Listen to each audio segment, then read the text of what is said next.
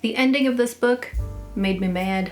I'm not saying that's a bad thing, but it did not end how I expected. I am reviewing The Fated Dragon by Cameron Michaels. This is his debut novel, and it is a self-published fantasy. It is a pretty standard fantasy. You have dragons and elves, you have good versus evil, you have some of the pretty standard fantasy tropes, which did trick me a little bit. Because it had some of the expected fantasy tropes, I expected it to end a certain way. Not everyone lived, but it was not who I expected. And the villain was not who I expected.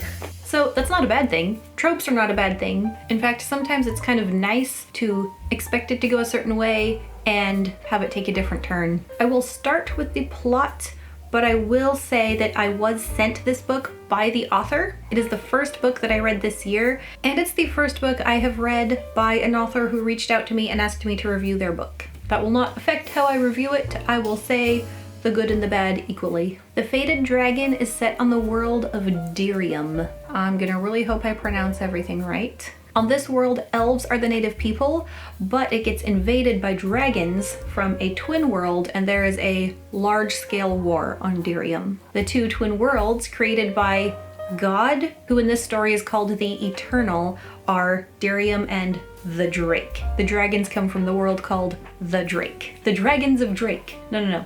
The Dragons of the Drake.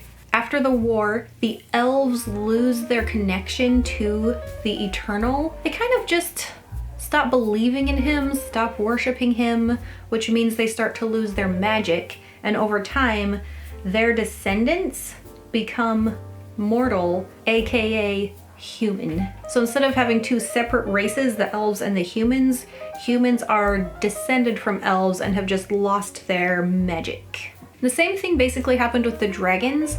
The dragons, since they're on Dirium, they're not connected to the Drake, their descendants become non-intelligent, just normal beastly dragons. So in an effort to save their species, they try to mate with elves. They can magically take on an elf form, get themselves an elf companion, and have a child. But the children were neither elf nor dragon. They were a weird combination of the two called the Takarn. The Takarn are the main creatures in the Fated Dragon. They are a couple of the main characters and one of the main people groups. Eventually the dragons, at least most of them, as far as we know, head back to their own world, leaving the Takarn on Dirium. The Takarn retain their long lifespans from their mutual forefathers. They have horns and tails, some of them have wings, but over their time in Dirium, they have become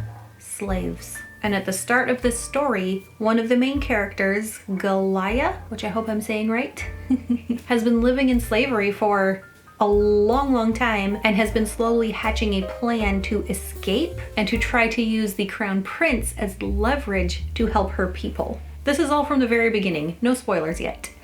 Meanwhile, the Crown Prince of the land has been uncovering some mysteries about the Takarn and past times, and he's not happy with what he's finding out. The main plot is pretty easy to follow. Nothing is really unexpected. The main conflict is between the slaves and the people who don't want to free the slaves, and there's war, and interestingly, all the things that are supposed to seem really mysterious don't remain mysteries. We as the readers are not kept in the dark about anything.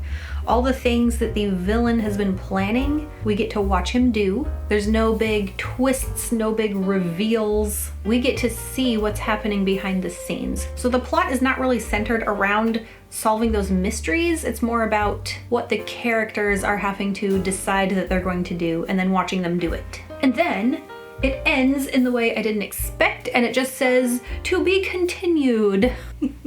And then there's more questions. And I didn't actually know if I was reading a standalone or the first in a series, and it seems pretty clear now that it's the first in a series. At least I hope so. Because there were a few things that were not resolved by the end. So, pros and cons / was it good? I was not the target audience. This was definitely, okay, I won't say definitely. Interestingly, it read like a YA book. It never got super deep into the characterization. Some of the dialogue felt a little weird, maybe a little immature at times. So I felt like it should have been read by a younger audience. The content was also all super appropriate for a younger audience, even though it dealt with things like slavery and war, and there is fighting. There's nothing gratuitous. But the main characters were all in their 20s or older, and it felt like a weird choice because it felt like if it was going to be YA, there should have been younger main characters, or if it was supposed to be for an older audience with those older characters, and I won't say older, they were all younger than me, maybe lean into that more and go deeper into the characters. The book did get better as it went. I got more invested as I went, and I don't think it was just because I had spent more time reading it by then. The best character, in my opinion, Jaren, didn't even get introduced until over halfway in.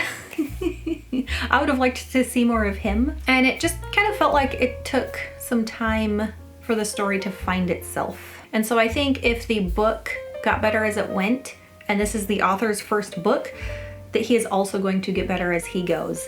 Some of my favorite things about it were actually the ceremonial scenes. There's what probably counts as a wedding, I guess.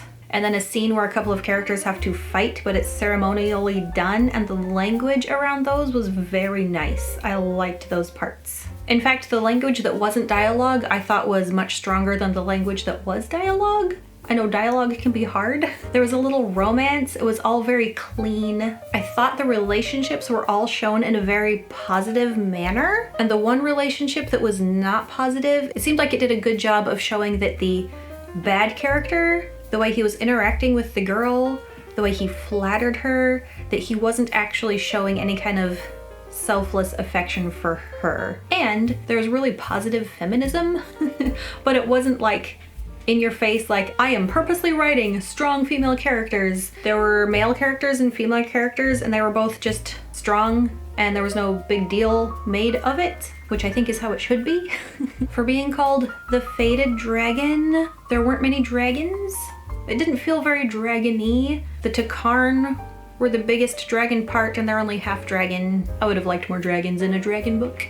Also, it was very easy to understand the motivations of the good characters, and then the main villain, I wasn't really sure I understood what his motivation was. And then when I felt like I was starting to understand what he was trying to do, I wasn't sure why he was trying to do it. And then in the end, what can I say about the end? I still didn't really understand what he was trying to accomplish. So hopefully that would become more clear in the next book.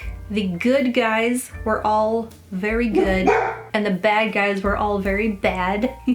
So if you're going to have a good versus bad theme, I like having good and bad characters. Gray morality is for a different type of story. I thought it was an enjoyable book, despite not being the target audience. I thought it was a very solid debut. Thank you, Cameron, for sending me the book and giving me the chance to review it. Can't wait to see what you do next. I hope the review was helpful, and I hope to see you back here for more videos. Bye! Also, his wife writes books too. I will link hers in the description also.